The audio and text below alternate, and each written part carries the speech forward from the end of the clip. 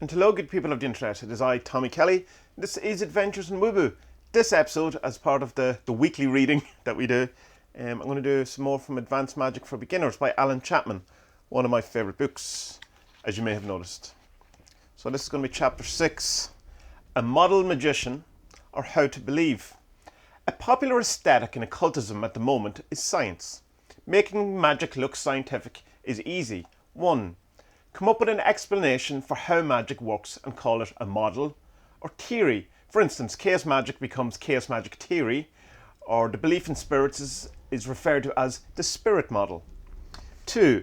Abbreviate the name of your explanation and where possible any techniques or methods too. For instance, chaos magic theory becomes CMT. 3. Describe your explanation or model using algebra and mathematics.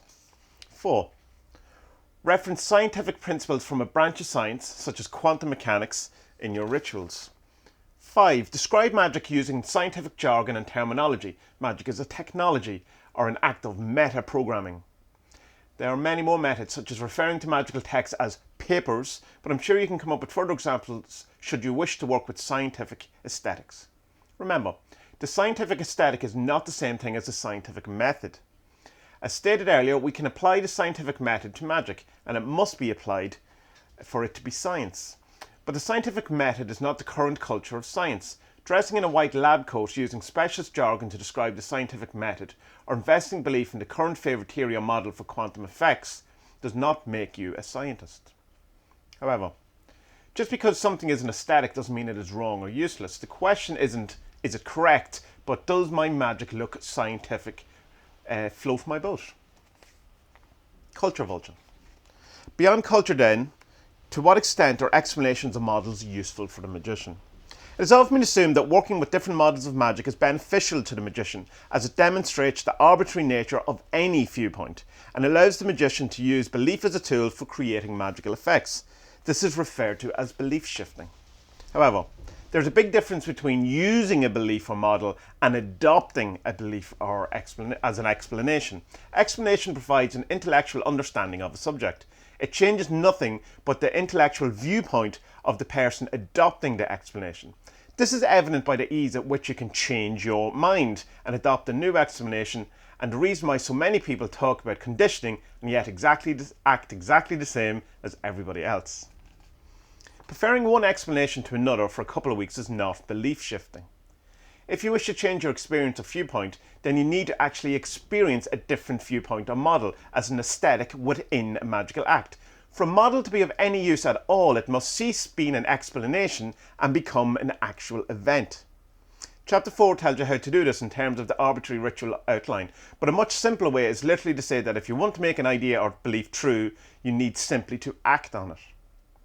The act is the experience of the belief. The act makes the belief true. Just for clarification, the act is steps 3 to 5 of the ritual outline, which is the previous chapters, How to Do Magic.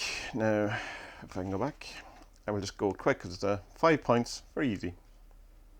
Okay, so what he's referring to is, here's a fundamental instruction in performing any act of magic. 1. Decide what you want to occur. 2. Ensure that what you want to occur has a means of manifestation. 3. Choose an experience. 4. Decide that that experience means the same thing as what you want to occur. 5. Perform the act, undergo the experience. 6. Result. So going back, just for clarification, the act is step 3 to 5 of the ritual we've just mentioned. Of course, you may protest that you didn't deliberately decide that an action means the same thing as your belief, nor do you ponder what experience you're going to use when you perform an action. You just do it. This is true. And this is where the ritual outline becomes cumbersome and largely unnecessary beyond making the magical act explicit. A wonderful world. If all you need to do is act on a belief to make it true, then if you want to live in a happy, wonderful world, all you need to do is act like you live in a happy, wonderful world. This can be anything from a full-blown ritual act to something as simple as telling yourself that the world is fun, good place to be. Of course, just saying this once won't change much. Try it and see how fast you revert back to thinking and acting as if the world isn't a happy, wonderful place. In order to work magic on the self effectively, you must replace the habitual magic that you do every day with new habitual magic. This means repetition. Although I've said that all you need to do is make a belief true is to act on it, please do not think that if you believe you can fly, then jumping off a tall building will make it so. Remember step 2 of the ritual outline. Ensure that there is a means of manifestation for the belief. For a belief to manifest in the material world, it must be within the game rules of the material world. Humans just don't fly. I added the just, by the way. Humans can, however, remake themselves as they see fit. It's possible to ditch a crappy worldview for a good one. Swap depression for joy, pessimism for optimism, or anxiety for peace. Exercise 9. 1. Tell yourself you're stupid, ugly, and no one likes you. Do it every day for 2 weeks. 3. Record the results. Exercise 10. 1. Tell yourself you're an intelligent, attractive, and everybody loves you. 2. Do it every day for 2 weeks. 3. Record the results. Compare the results from exercise 9 with those of exercise 10. Choose one for life. And we're all betting it'll be exercise 10 being the most profitable. But I like arguing down the pub. If your reality rests solely on a magical act and so you can change your experiences as you see fit, then any viewpoint or belief is true at the moment you experience it.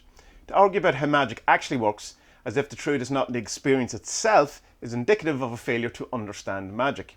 An example of this is the ubiquitous debate on the occult scene as to the true nature of spirits, usually taking the form of a discussion around are they real versus are they just amplified parts of my psychology. If you decide to interact with a god and do so, and then go down to the pub to tell your friends you believe gods are simply parts of your personality, you have failed to understand that the truth is in the experience. You may believe gods are part of your psychology, but belief only becomes genuine when it is experienced. If you want to work with different parts of your psyche and then take up psychotherapy and work with them, this is still magic. You've chosen a belief and acted upon it. This isn't an argument for a preferred model, but an emphasis on experiencing belief, whatever that belief may be. Don't work with a spirit and then dismiss the truth of your experience and deny the fact that your reality is your decision by claiming spirits are something other than spirits. Exercise 11. Do not wait for the correct explanation before doing any magic. 2.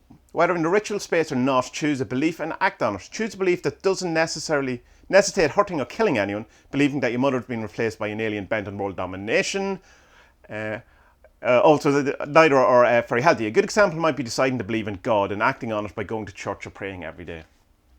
Changing your beliefs frequently. For instance, once you believe in God, become a rational Buddhist and take up Vipassana. So that's chapter 6. So things there. I think is there a slight swipe at Pete Carroll at the beginning of that? Perhaps not. Maybe it was just the kind of zeitgeist of what was going on in Chaos Magic in around the time that Alan Chapman wrote it. And then the paradigm shifting and the belief shifting thing. I think it's a very good explanation of it, being that it is the experience of it in the moment is the truth of it. If you haven't read Advanced Magick for Beginners, I do suggest that you do so if magic is your thing. If it's not, I don't really know why you could be here, but nevertheless, you're welcome here. So, good people of the internet, may your belief shifting be believable and may you experience the truth in every moment of every decision you make. And may your best days be ahead. Be well.